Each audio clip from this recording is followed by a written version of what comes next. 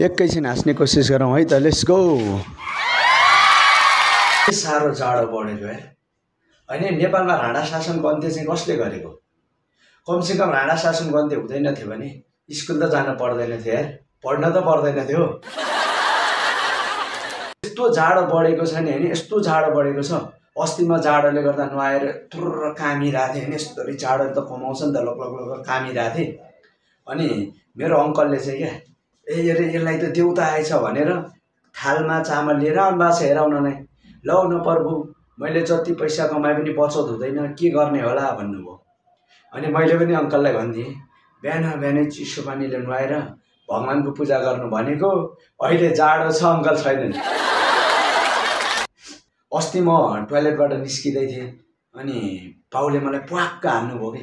किन हानेको बाउ भनेको, बाउले भन्छन् त टोयलेट गएर चुरोट खाने हो, मुखबाट धुवा आइरहेछ, भित्रै बसेर खान, आधी आधी बाँडेर खाउँ रे। अब गाउँघरमा जाडो बढ्यो अनि बच्चाहरूले जाडो भयो भने बुढापाकाले भन्छन् नि होइन, बच्चा बच्चीको जाडो त बाख्राले खान्छ भन्छन् नि होइन। अनि म सोचिरहेको छु क्या, काठमाडौँ आएपछि थाहा पाएँ मैले, बाख्रा त गगन थापाले खाइसकेछ, अब बच्चा बच्चीको जाडो कसले खान्छ? जाडो छ नि होइन, स्कुल जान त मनै लाग्दैन, तैपनि म गइदिन्छु। म यति खतरा स्टुडेन्ट हो नि, यति खतरा स्टुडेन्ट हो, मलाई पढाइको लास्टै चिन्ता लाग्छ, त्यही भएर होला म पढ्दै पर्दैन।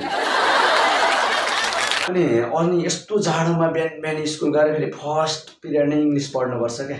अनि अस्ति एक दिन त स्कुलमा म्याम क्लासमा आएर पढाउन थाल्नुभयो, आज हामी भब पढ्दैछौँ भन्नुभयो, अनि पढाउन पनि थाल्नुभयो। अनि भब लेखाउन थाल्नुभयो, COME com, DO do, GO गु भन्नुभयो। अनि मैले यसो सोचेँ, DO डु हुन्छ भने GO गु किन हुँदैन? अनि मैले यही क्वेसन म्यामलाई सोधेँ, म्याम DO डु हुन्छ भने GO गो चाहिँ किन हुँदैन भनेर सोधेको। म्यामले यो गनाउने भएर हुँदैन भनिदिनु। फेरि इङ्ग्लिस पिरियड त सकियो, जसो तसो जाडोले कामदै होइन यताउति गर्दै सकियो। अनि इङ्ग्लिस पिरियड सकिएपछि फेरि म्याथको पाला आयो। म्याथमा त्यो जाडो समयमा होइन हिसाब गर्न त्यो हातले लेख्नु यस्तो झ्याउ लाग्छ नि। अनि त्यो लाग्दा अनि त्यो दिन सर आएर भन्नुभयो, आज हामी सम्भाव्यता पढ्छौँ भन्नुभयो। अनि सम्भाव्यता पढ्दै गर्दा पाठमा आयो क्या ठक्क, अनि एक पत्ती तासबाट नहेरिकन निकाल्दा हुकुम पढ्ने सम्भावना कति हुन्छ भन्नुभयो।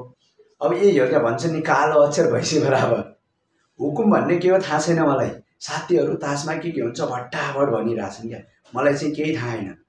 फेरि ताज मलाई केही थाहा नहुनुमा यसको क्रेडिट चाहिँ मेरो बुवालाई जान्छ है।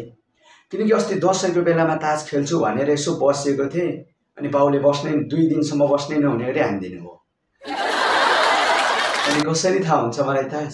अनि यो जाडो महिनामा होइन, एउटा मान्छेहरूको नर्मल्ली मेन समस्या, यो सिङ्गल मान्छेहरूको समस्या भनेको त यो ओछ्यान तताउन क्या, लास्टै समस्या हुन्छ नि। 1 घन्टा लाएर ओछ्यान ततायो, त्यही बेलामा ओछ्यान बल्ल बल्ल 1 घन्टा लाएर तात्या हुन्छ, त्यही बेलामा सुहाइदिन्छ। अनि फेरि आएर ओछ्यान तताउन 1 घन्टा लाग्छ। यो जाडोले सबैलाई तनाव दिन्छ क्या। अनि मान्छेहरूले भन्छन् नि होइन, म्यानेजमेन्टको स्टुडेन्टले सबै म्यानेज गर्न सिक्छ, म्यानेज गरेको हुन्छ भन्छ नि होइन। हामी जस्तो म्यानेजमेन्टको स्टुडेन्टले म्यानेज गर्न नसक्ने भनेको एउटा यही जाडो मात्र हो क्या, सकिँदैन। जे भए पनि जाडो एकदम बढेको छ होइन। अब आफ्नो आफ्नो ख्याल आफै गर्नु। अनि त्यो जाडो बढेको छ भन्दैमा बिहे चाहिँ नगर्नु नि, फेरि गर्मीमा डिभोर्स होला।